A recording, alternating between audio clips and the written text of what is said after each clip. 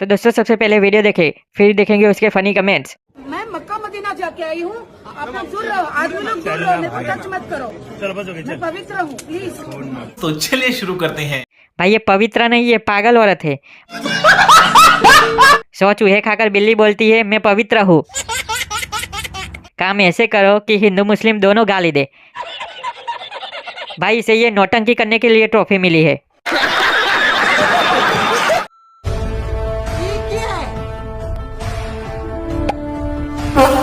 तो आइए देखते हैं बेंचो, मजा आएगा। भाई ने खुद ने चुसके उसके बॉल बड़े किए। 33 नंबर वाली ब्रा आपको एकदम टिच फिट आ जाएगी। सर ये आपके बॉल किसने दबाए हैं जो इतने बड़े हो गए हैं? ये सर 5 लीटर दूध देते हैं सुबह शाम। एकदम कड़क माल है, चलती फिरती कोकेन है।